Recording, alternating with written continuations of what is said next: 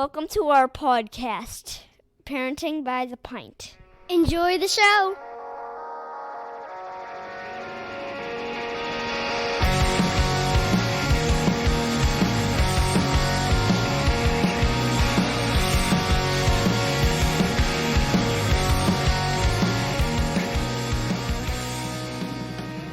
Greetings, Minivan Mafia. Lauren and I are longtime friends from Chicagoland that love getting together to chat about life, kids, family, and beer. Each week, we'll feature a brewery and sample at least 2 of their beers. We'll also discuss a variety of topics ranging from parenting, pop culture, travel, marriage, and just about anything else that comes to mind. Welcome back, everybody. Hey. How you doing tonight, Care? Pretty good. In case you guys don't know, Lauren and I are recently returned from a little team travel that we did for just a night, but we had a very lovely span of 2 days together. We did. Doing whatever our hearts desired for the most part. It was one of those trips where, I don't know if you enjoyed this part or not, one of us would go, we should go to this place, and then the other one would go, okay. And then we would just drive wherever that was. There. Actually, that was incredibly pleasant. Yeah. Sometimes we both are habitual planners. So sometimes to just kind of go with the flow and be like, that place looks good. How about this place? All right, cool. Let's stop. That's pretty much what we did, which was actually very nice. Really we did have fun. Children, but they actually all were fine. Yeah, I thought they did really well. Yeah. I had 1 or 2 occasions where I had to ask my boys to kind of stop trying to kill each other in the middle of the street. But I feel like that probably would have happened at home too. Absolutely. So I don't think it was really... And honestly, they were really good. Yeah. And they had a really nice time. They had nothing but great things to say about the trip afterward. Yeah, we had a really great time. I had a lot of fun. Yeah. I genuinely did. It's funny because when I got back, I talked to a handful of people over the span of the week, and I was like, I went to Casey, Illinois with my friend and her kids and my kids, and it's where they have all the world's largest things, and they were just like, okay. Yeah. And I was like, it was really fun. And they were looking at me, waiting for me to roll my eyes. Right. Something else. Is this a joke? Is this our candid camera? No, it was a lot of fun. Our kids really, totally. My kids had nothing but positive things. They really enjoyed it. They thought it was fun. Yeah, so... And we really lucked out. We stayed in an actual nice hotel. Yeah, I liked that hotel a lot, actually. Me too. Yeah. I was really disappointed it was in Casey, Illinois. Right? If it were somewhere like Galena or downtown Chicago. Or Lake Geneva, which we're going to talk about. I would totally seek it out and stay there again. 100%. For sure. Yeah, 100%. And unfortunately, I don't know if I will ever stay in 1890 sleepover again, but I'm saying the name of it so you guys can if you get the chance, because it's totally worth it. It was totally worth it. If you're ever driving through middle of Illinois, Casey, anywhere near Effingham is near there. Yeah, close to Effingham. I would definitely check out all the big things. So agreed. Totally. That was a ton of fun. We had a really good time. But we're gonna go a little bit north today.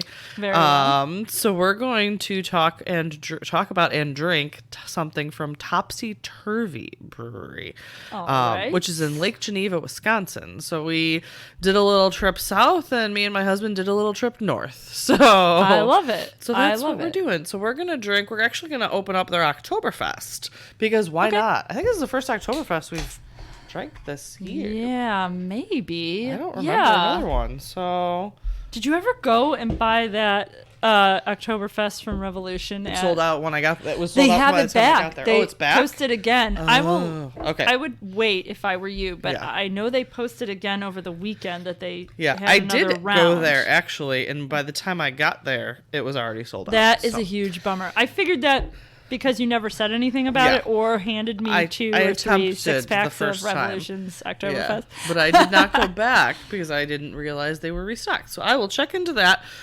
tomorrow. That sounds really good, because I would still genuinely take 3 6-packs of it. I will try again tomorrow. But all right, let's try Topsy Turvy's. Let's do that. Oktoberfest. Ooh, good aroma to it. Oh, it tastes good. It tastes good. Oh, that's a solid Oktoberfest. Yeah. I like this. Yeah.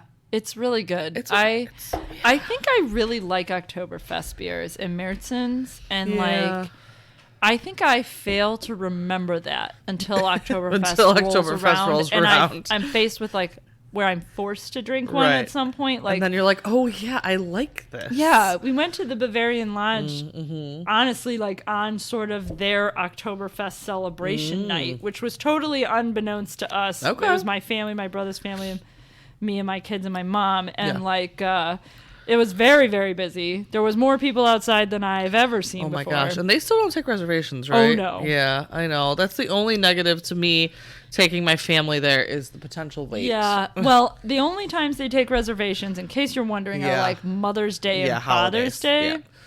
And I am perfectly at peace with the idea of going on Mother's Day. For sure. But I'm not the only person going. So unfortunately, and I'm not the decider. I know, most me of neither. The time. Yeah. Until you're like the senior mother, you don't when you're the matriarch, then you can pick. But until then. But and even me, like my sister-in-law has been a mother longer than me, so I'm not sure if the day will ever come that you will get to pick this. Yeah, maybe if they move away. Sure.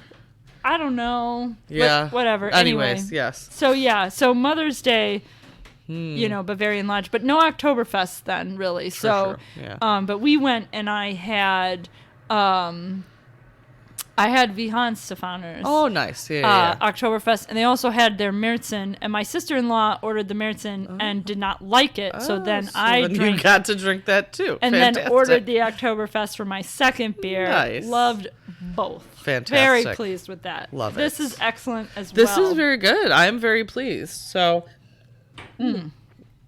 as we sip. All right, I'm going to talk a little bit about Topsy Turvy because it is a very local, not probably widely known brewery. Yeah, I'd never heard of it. Yeah.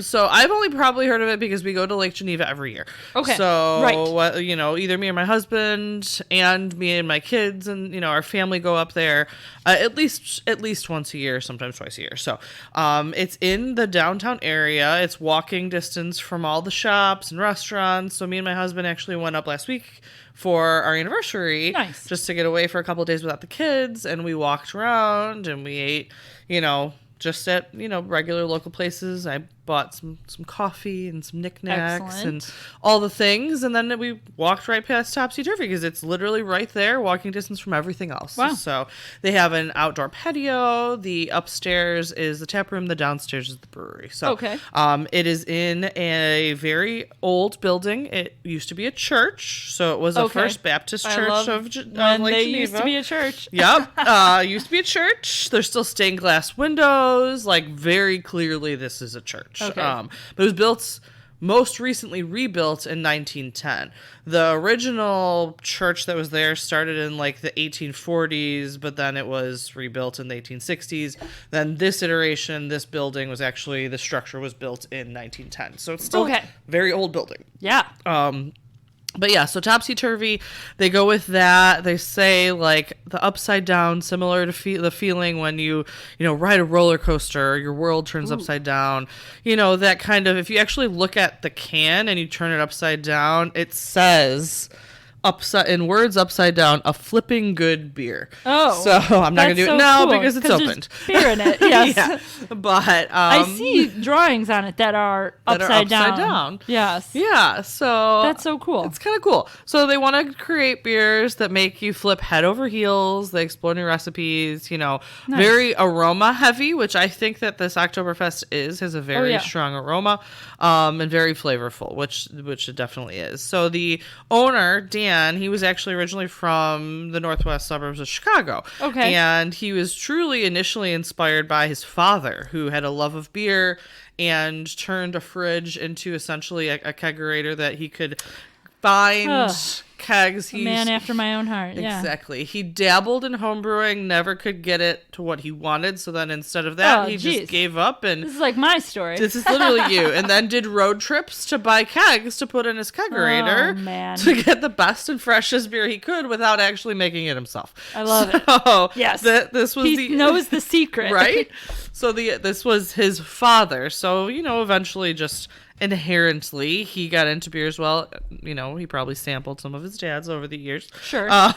Yes. But and then the family eventually bought a home in Fontana, which is the other side of Geneva Lake. Oh, so not I see. in the town of Lake Geneva, but on the same lake. So they thought that, you know, when the building became available and they were looking for some place to go, Lake Geneva felt like the right place for them because, you know, they're big into the Wisconsin beers. They were constantly road tripping there to get kegs. They also had, you know, a home base there. So that's what drew them kind of there. When you go there, the building itself, the old church, so half of it is the brewery. There's also an attached building that is the Lake Geneva School of Cooking. So you can actually take cooking classes and stuff. Wow. So all kinds of cool stuff like right there on this corner. So definitely worth a stop. They don't have food there, but there's lots of other restaurants nearby. Sure. I think you can get like pretzel and popcorn and just snacky stuff, but tons of space, very open,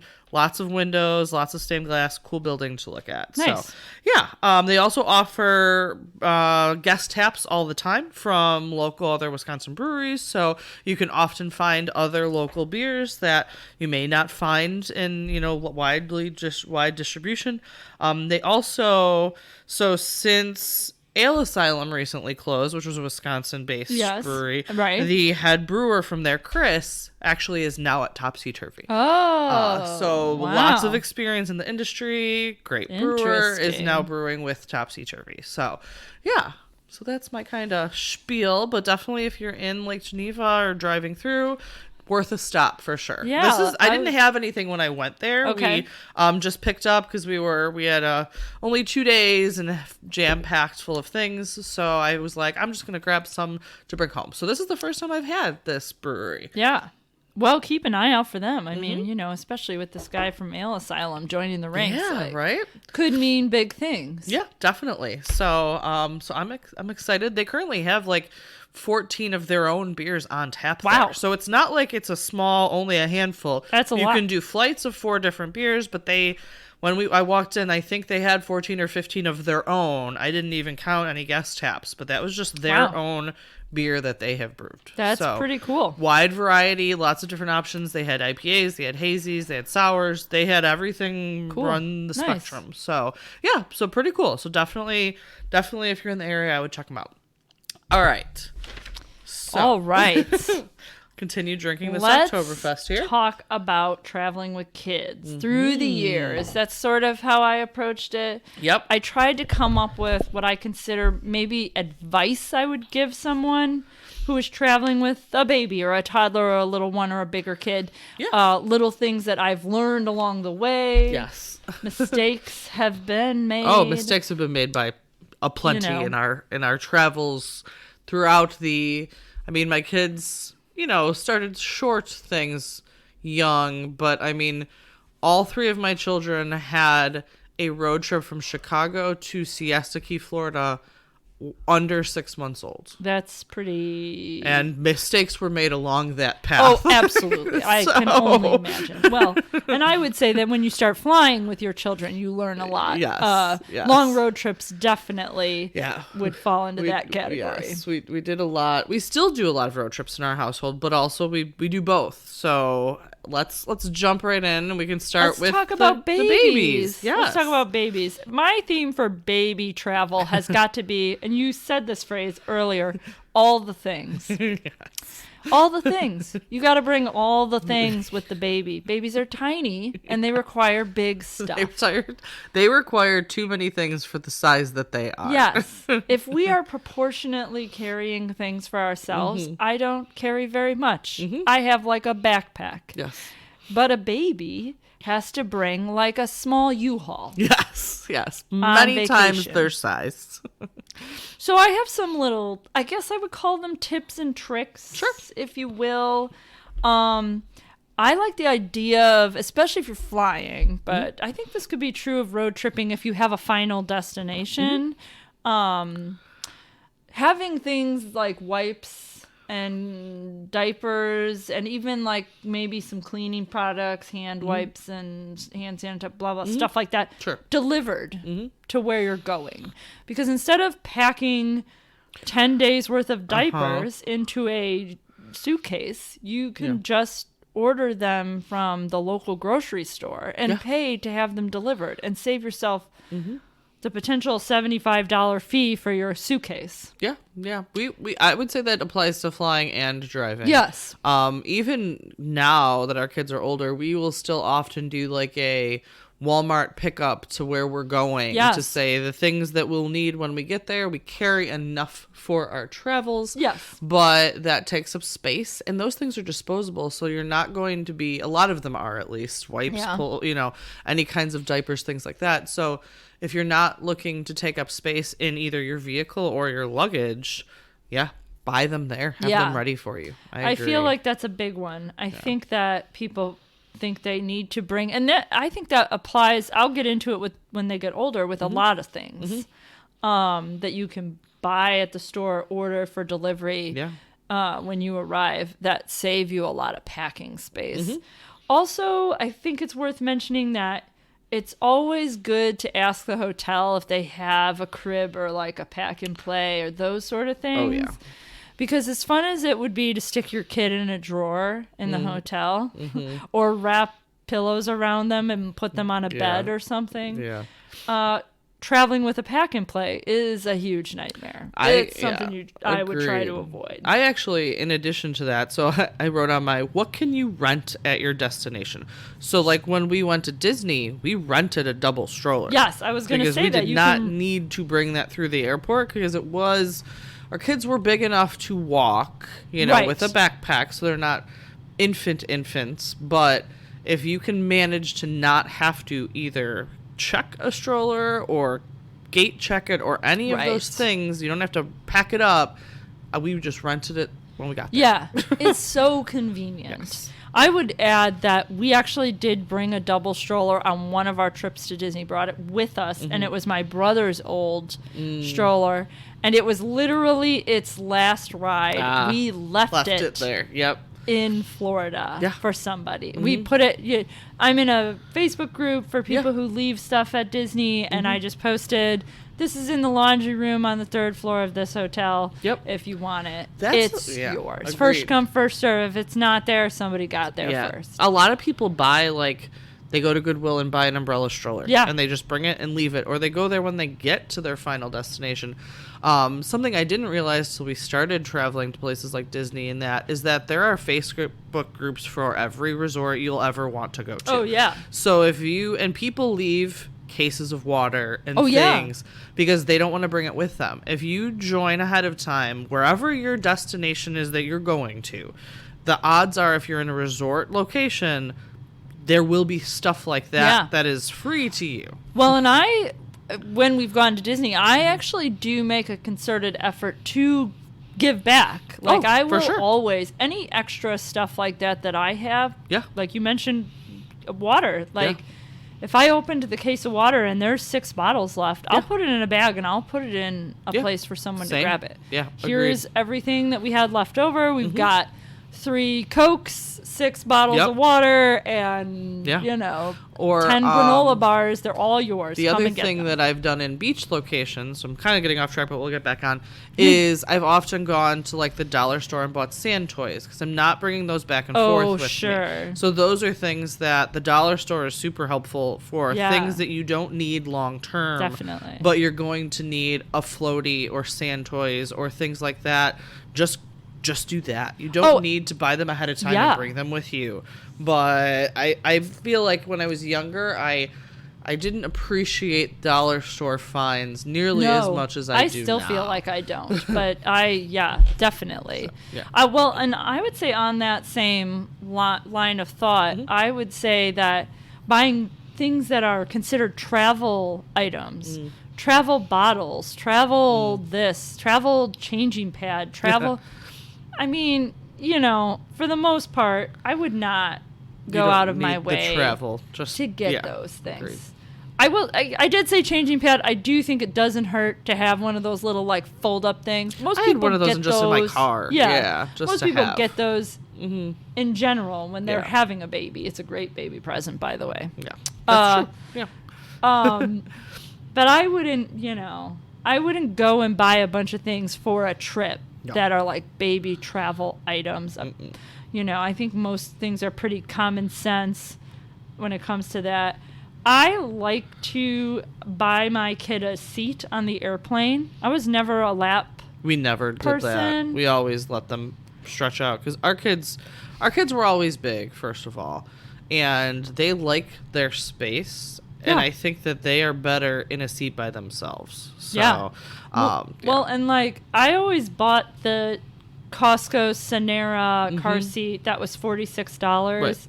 And so getting beat up on an airplane didn't really seem like that big of a deal to me. That's fair. So I just was like, I'm going to bring this car seat. We're going to take it on this trip. We're going to have it on the flight.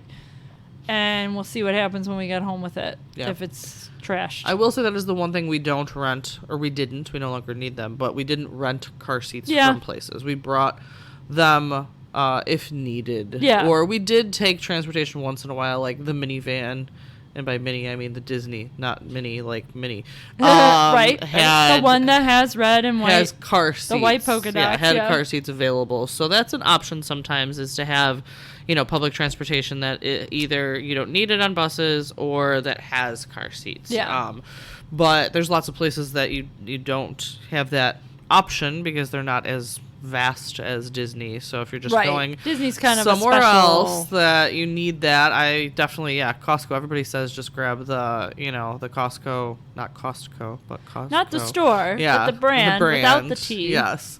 Car seat. Everybody says as long as it's FAA approved, and just bring it on. A lot of people do buy either if they're going to check it, a case for it, or not a case, but a cover. Right. And I've seen so many people have the thing that you just put it on wheels and then you wheel it through instead of carrying and you it. can like strap your baby to that. It's like a stroller itself. Yeah. So that's definitely an option. We never really seems like a semi-decent multitasker.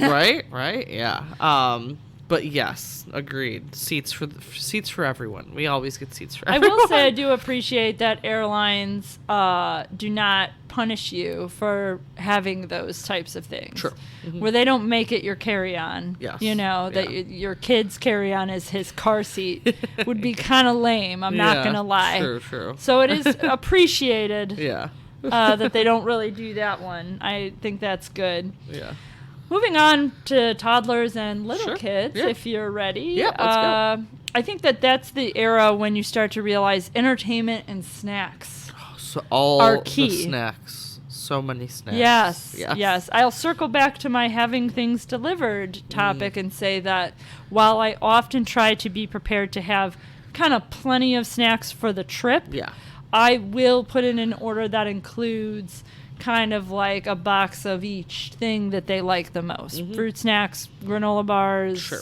Whatever that happens to be. Fig bars, something, that's going to give them a little bit of energy and is going to satisfy that like hangry moment to get you between meals. Yes, you need those things. Yeah, that goes for all travel. Planes. Oh, yeah. Cars, everything. We always brought lots of snacks, more snacks than we needed. I actually divided up the snacks because, like, my kids would always be nosy and be like, oh, what do you have? So, like, I would have, like, one bag of snacks, then I would have a backup bag of snacks for later. So they didn't go through, like... Oh, and pick out, like, all their favorite things, and then... So then I would save, like, their favorite things for when they started getting, like...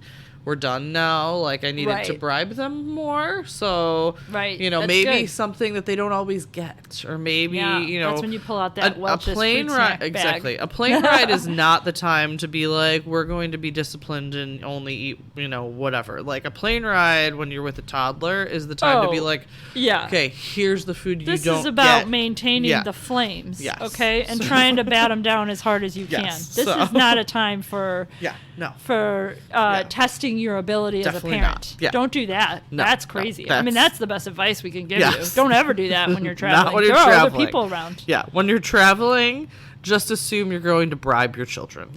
With whatever it is that they want that they don't usually get, that's the thing you need to bring. Yeah, exactly. Yes. I'd also add that I think at the toddler age, you kind of start to get to the point where your kids have things they want to bring, like a stuffed animal or a blanket or something like that that stuff's not going to kill you. Just bring it. Yeah. Your kid might have a much better vacation. Any comfort type item. If you bring that stuffed animal or blanket or whatever it is. My kids still travel. My daughter had a blanket in the car on the road trip down there. She brought a blanket. Remember. She was like, I'm bringing this. I'm like, okay. Whatever. If it makes you comfortable, go for it. Yeah, whatever makes you happy, man. Totally fine. We all bring those types of things. Just because your version of it is your e-reader doesn't mean that you don't have comfort objects. Yeah, so exactly. So whatever that is.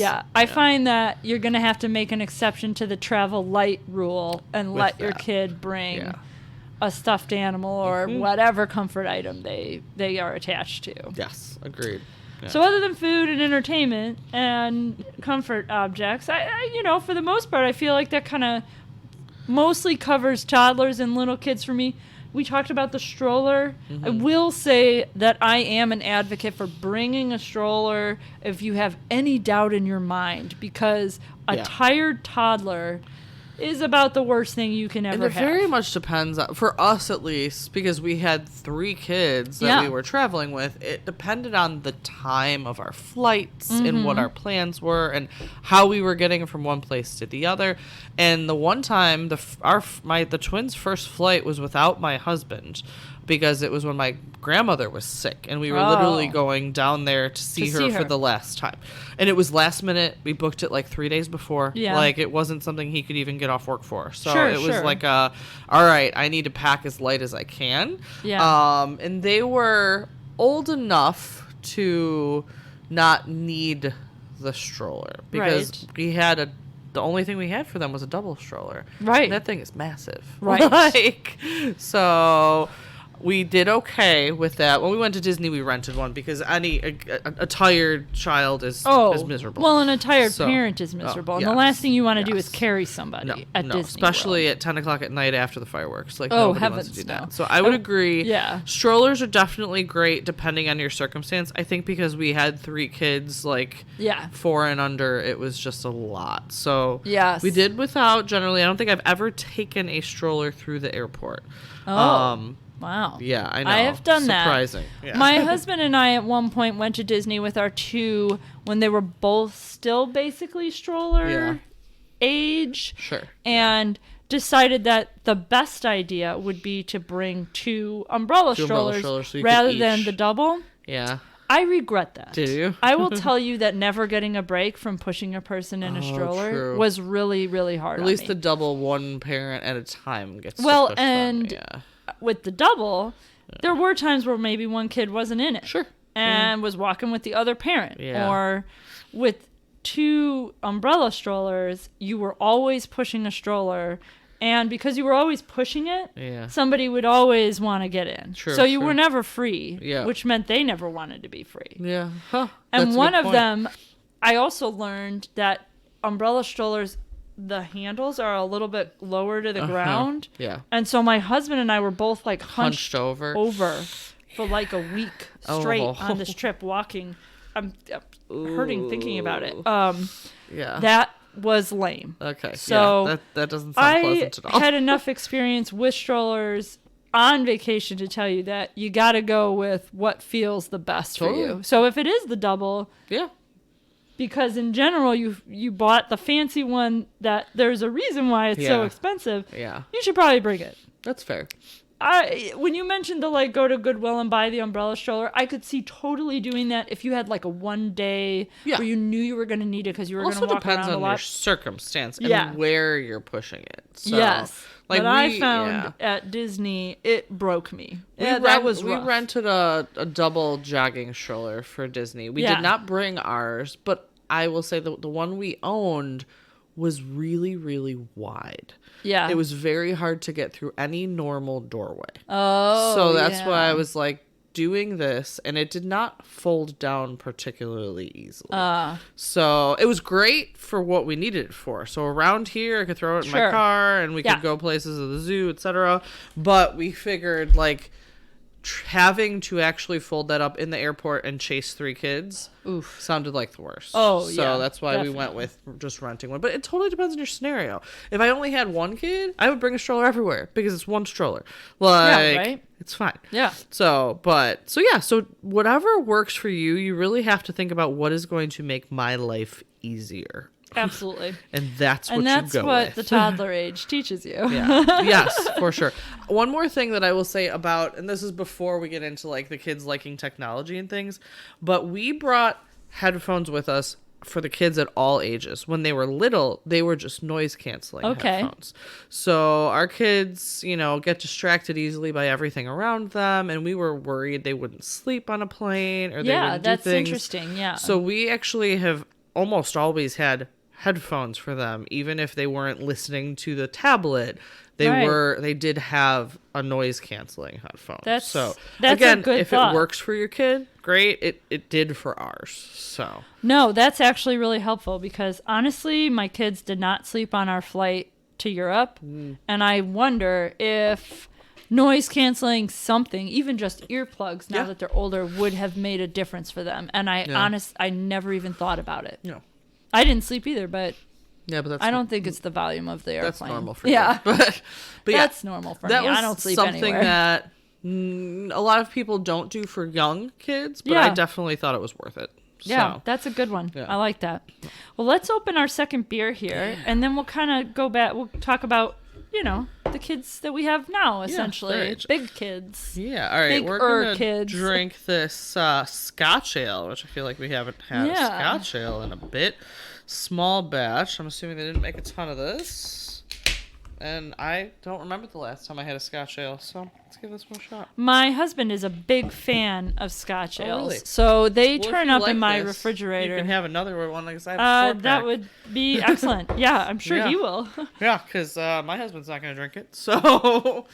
I won't spoil anything. I will say that I bought something that I had to buy for our next episode that I will not be drinking any of the other cans of, and that my husband was very excited to see in the refrigerator. We'll get there. Gotcha. All right. Okay. Well, let's drink the Scotch ale. Let's check this out. Mine's got a bit more of a head to it.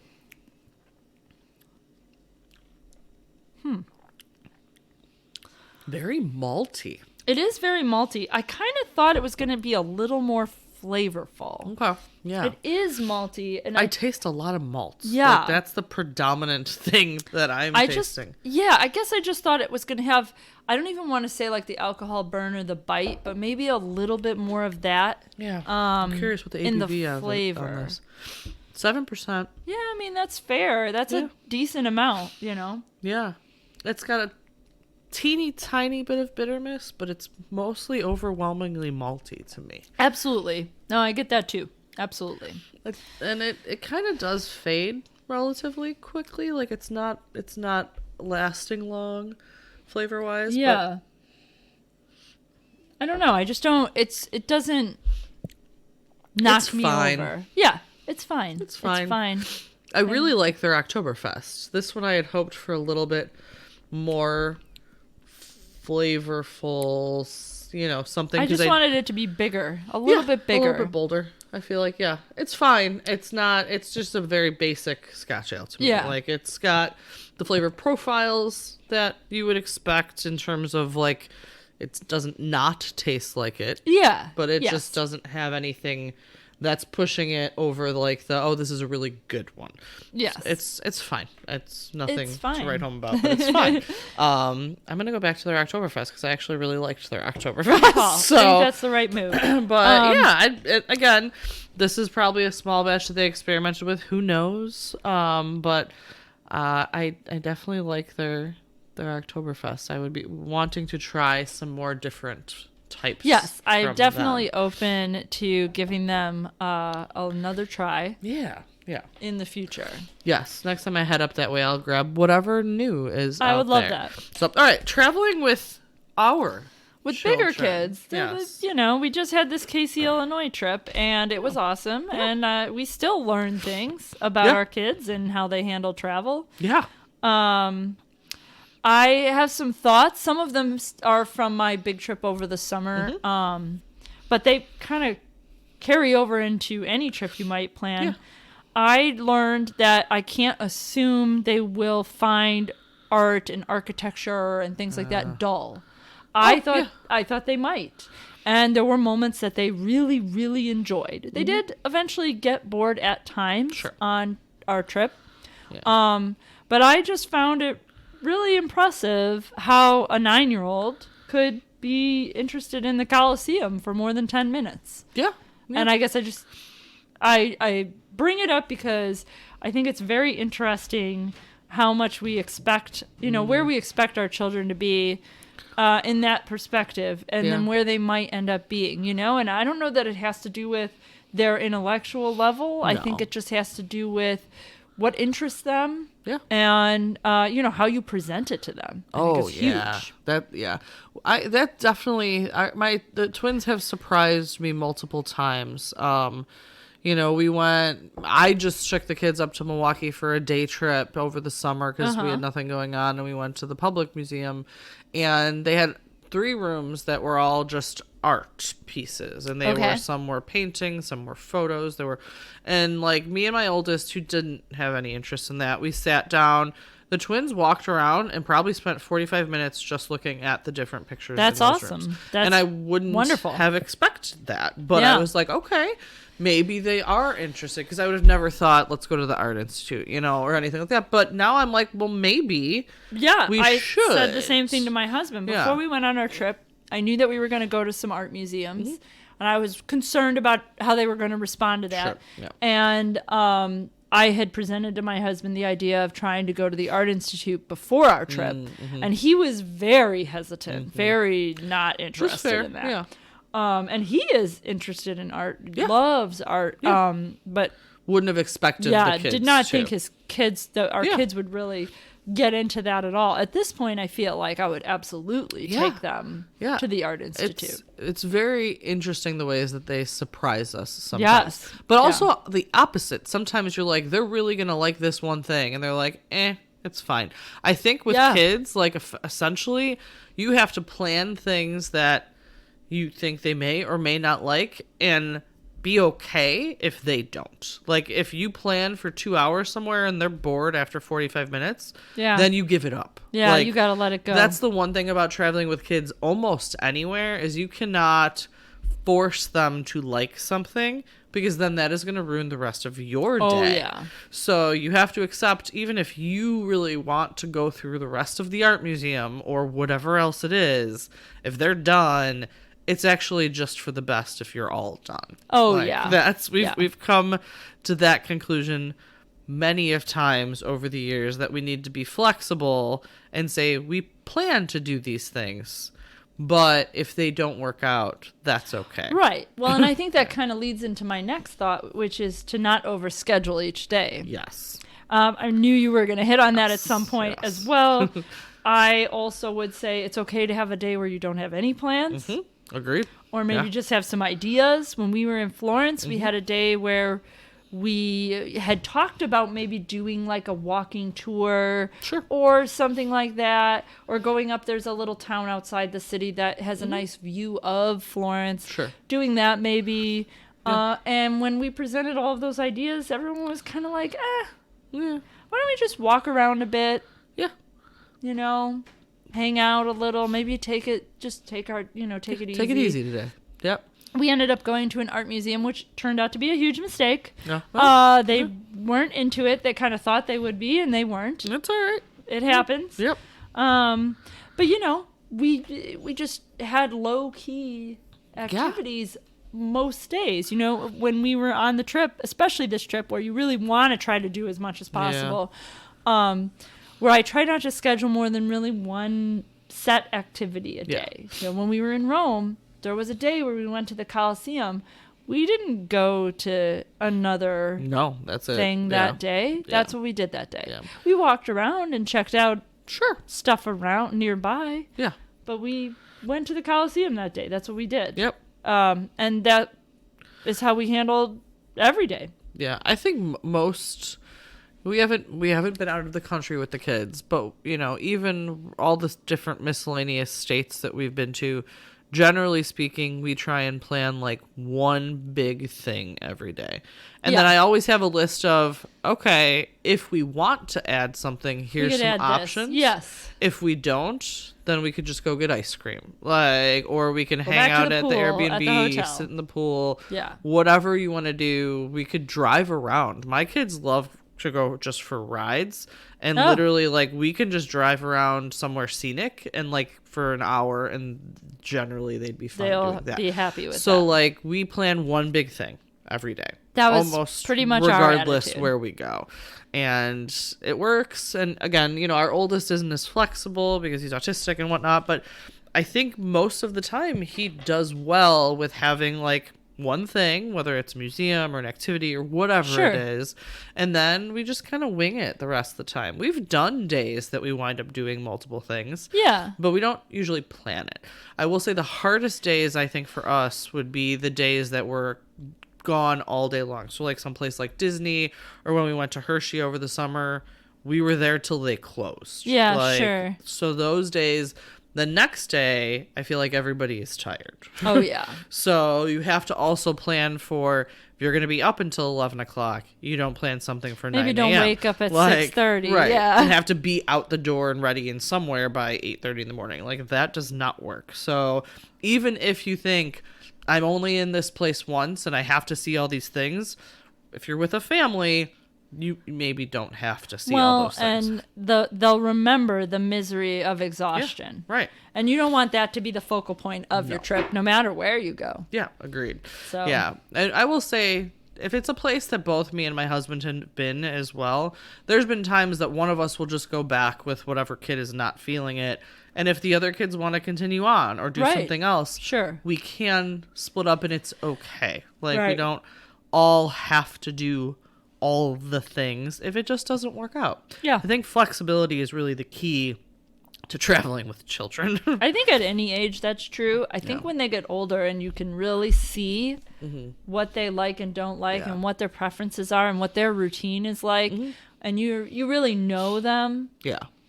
I think that you then, you know, it becomes more important that you prioritize, you know, how they're going to handle the course of the day. Yeah. Well, with us, with the twins now, I have them research things in the places. That's really cool. I did that for Arizona when we went over spring break. I did that over the summer, and even things that we're planning for next year. They each picked a couple of different states, and they've researched 5 different things they'd like to see. We may not see all 5, but they're contributing to the planning of the trip now and telling me these are things that I'm interested in going to. We actually started that 2 years ago. That's really cool. When we went to Colorado for the first time, they found a handful of the things we wound up doing, and they enjoyed them. So I was like, okay, if there's something you really want to do, we will add that to our trip. And so we will continue doing that because it gets them,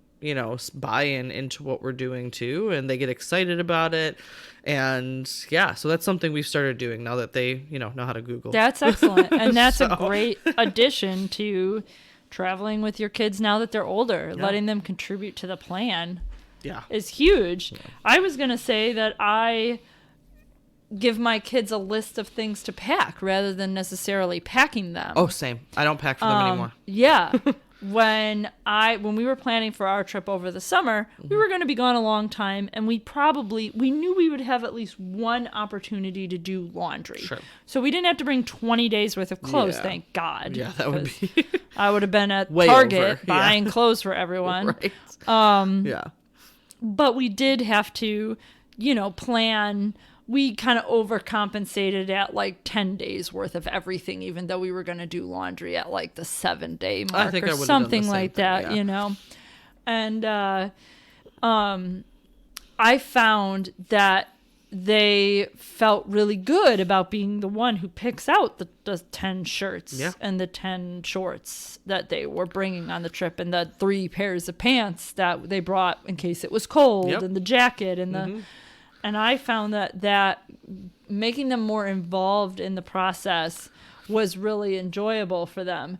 And, it brings up this thought that I have. I don't know if you know anybody who does this, but I've known people who surprise kids with vacation. Yeah, not. And I not really. struggle a little bit with that idea because I personally wouldn't handle that well. Yeah, even as a child, I was not a fan of surprises. Yeah. So now, if you were to be like, hey, for Christmas, I got you a trip to Disney World for spring break. Sure. And you, you told me a Christmas but not we're going get in the car, yeah, we're but going not like to the airport. You wake up this morning and you're like, I packed your bag, let's go. We're going to Disney World. I wouldn't do well with that. I wouldn't either. I can't handle that. No. And I don't think my kids would like that personally. Yeah. No, I don't know.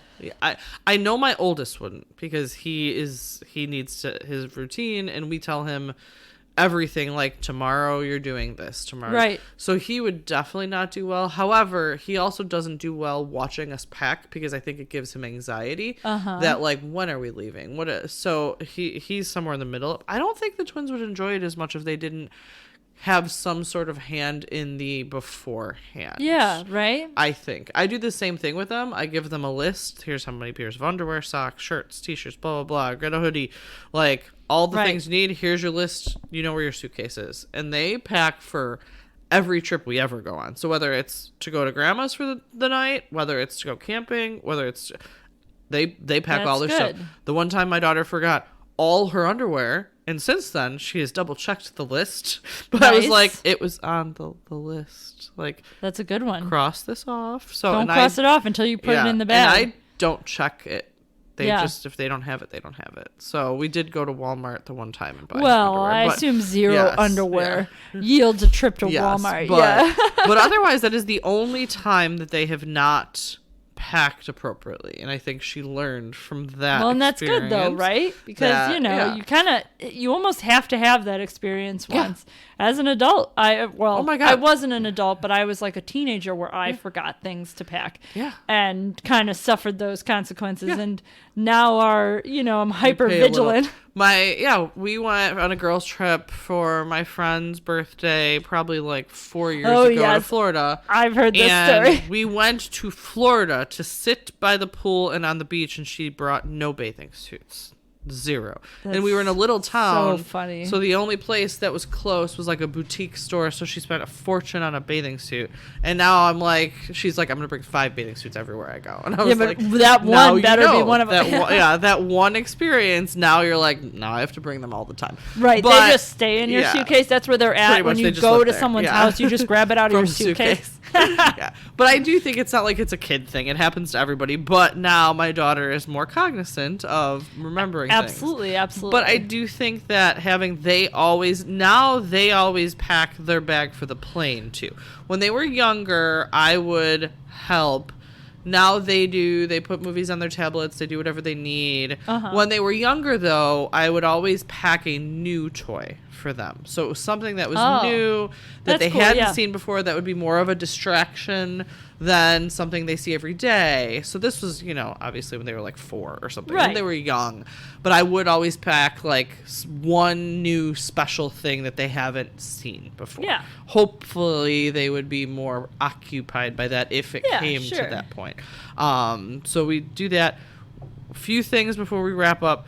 We always bring a sound machine with us everywhere we go. Even when we went for the one night, we bring it because you never know if the neighbors are going to be loud, if somebody's going to be whatever. The train horn's going to blast 3 times. Exactly. We always bring a sound machine. That's a good to drown out I will whatever. Say I put one on my Amazon shopping list before our Europe trip and did not pull the trigger. Yeah. We didn't really run into a problem with it. My kids had one night where their room was close to the square. The street, and there was noise. There was outside noise. Yeah.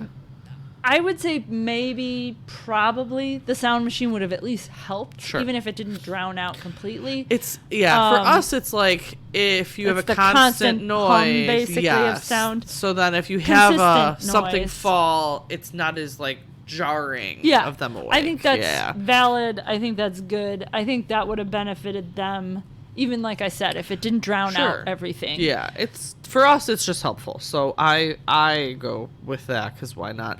Also, refillable water bottles. We all all bring those, but like that is something that we always have with us everywhere. Oh yeah, like even through the airport. A lot of people don't know you can bring solid ice cubes through TSA.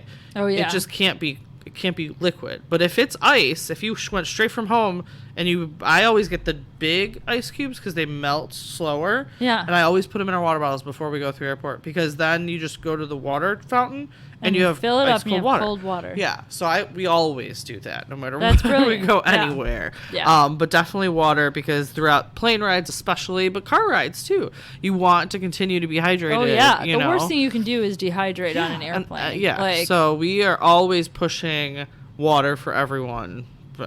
Always have been. So that's definitely something that's important. That's good. I would say, and this is a personal note for me, although I did notice it in my 9-year-old when we went to Europe, that if they have anxiety about finding something to eat because you're going, like we went to a foreign country, true.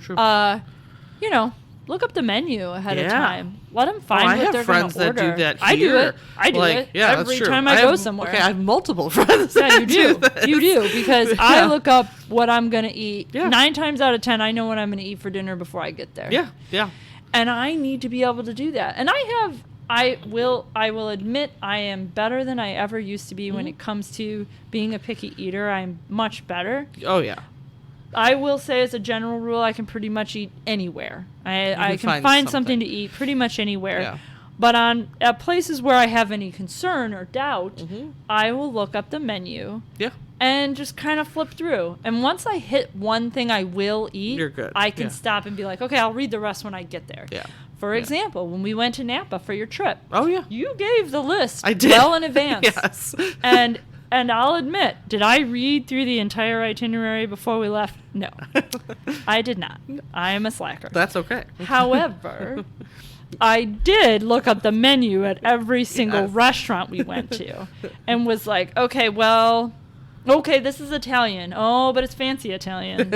Oh, well, I'd probably eat this lamb chop thing. That's cool. Okay, next. Sure. You found something. French. They got steak at French restaurants. Yeah. I'm fine. Yeah. Steak is everywhere. True, yeah. Yeah. And I do that, and it really helped my 9-year-old.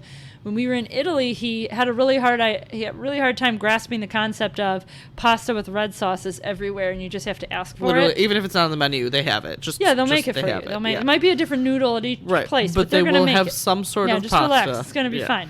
Yeah. And he had a hard time with that. Okay. So a lot of times we would look up the menu and talk about it. Sure. So then when we would get there, I would go, okay, well, they have it. So you can just order it. And he would be like, okay. Yeah. I will say my twins have been far more adventurous with food, so that's not an issue for them. However, my oldest only eats a handful of things. Yeah, sure. So we always look at menus before we go to make sure that there is something he will eat there, which most of the time there is. I don't think we've ever really been somewhere that there's not something he will eat. Because he'll eat any pasta, he'll just eat it with butter. So you can do that anywhere. Oh, absolutely. And then even if it's like Italy, I had to also explain that to my son. Yeah, you can just do that. Or if they don't have noodles, if it's just a bar, he'll eat a cheeseburger. If it's, someplace else, he'll eat rice and he'll eat any vegetable under the sun. Yeah. So almost any place, he could literally eat a plate of vegetables for dinner and he would be fine. So, but I always make sure because there might be some that they don't like. Well, and the last thing you would want is to sit down at the table and watch your child not eat. Right. At all. And he gets the hangriest of all people. And so, I would be totally unsurprised to see him get upset. Yeah. If he's watching everyone else eat their meal and there's nothing for him. Yeah. I mean, that's a natural feeling for anybody. Agreed. And he would just be like, why is this going this way? Yes. Why am I not? Why didn't you give me any food? So we do too. We look at menus beforehand to make sure that there's something, and 90% of the time there is. I haven't encountered one that doesn't have something, because even fancy places will have Brussels sprouts, and he loves Brussels sprouts. Well, there you go. There's usually something. We make it work. But planning ahead for things like that is definitely key. Staying occupied for the trip. I will say a couple things just about road trips, and then I'll finish up and drink some more of this Oktoberfest. Road trips, if you're planning, assume that it will take a quarter more of the time than your GPS tells you it's going to take. If it says it's going to take 10 hours, assume it's going to take like 3 hours more than that. Right. It just is. It is. Like, no matter what. Also, when we stop to use the restroom, everyone uses the restroom, even if you don't think you have to. Yeah. We get on, I wish I could push harder does. with that. Because as you probably learned on our trip, my kids are really stubborn about going to the bathroom in both directions. Yeah. In the I gotta go direction and in the I do not have to go. Yeah. And I am that person, and I'm an adult. Yeah. I'm the person that if I see a bathroom at a place, I'm going to use it. Yeah, we have pushed since the kids could go to the bathroom that if one of us is getting out, we are all getting out. Like, I'm not stopping in another half an hour because you, who didn't go last time, decided now you have to. You can go. Like, just do whatever you can. We're all doing it. So, but assume that it's going to take longer. Assume that we also, whenever we stop, even if it's just like, we're going to walk around Target just to like walk around to continue get to some have movement. A breather. Yes, as opposed to be sitting in the car, because we usually will drive anywhere from 3 to 4 hours straight without stopping. Yeah. Like even my kids at this point can do 4 hours without anything. A stop. Yeah. Without a stop. So once we hit that point, we're all like, we have to stretch our legs. Like we have to get out. Movement. We have to walk. We need to do something. So we all get out. We all walk around. We all go to the bathroom. And then usually I bribe them with something from, the store, drink, snack, something back in the car. Another 4 hours. But we, obviously not everyone can do that, but we've gotten to the point that we've been road tripping since the kids were 6 months old, that they are just used to it now. Yeah, like that's great. We bought them each little atlas book so they can track our roads, where we're driving, like things to keep them occupied, but they also like to know, like, where are we in the state? Where are we in the, whatever. So those kind of things to continue to get them engaged in your trip. Absolutely. We continue to try and do whenever we're especially when we're road tripping, is they can identify the road, the highway. They can point out where it is on the map. It's a little harder when you're in the air, unless you have the screen in front of you. But I do love that screen, though. Yeah, but very easily on road trips. So anyways, those are some tips and tricks that we have encountered Hopefully over we have the years. helped you and given you some ideas. Lauren helped me with Sound Machine. I will be taking that one with me on my next trip. Yeah, so thanks for joining us, you guys. Thanks for listening to us talk about Topsy Turvy. Yes. And we'll catch you next time. Awesome. All right, take care. Bye. Bye. Thanks, everyone, for listening to the latest musings from Parenting by the Pint. Be sure to find us on Facebook, Twitter, and Instagram, and make sure that you rate, review, and subscribe to us wherever you find your podcasts. Have a great week, and cheers to you all.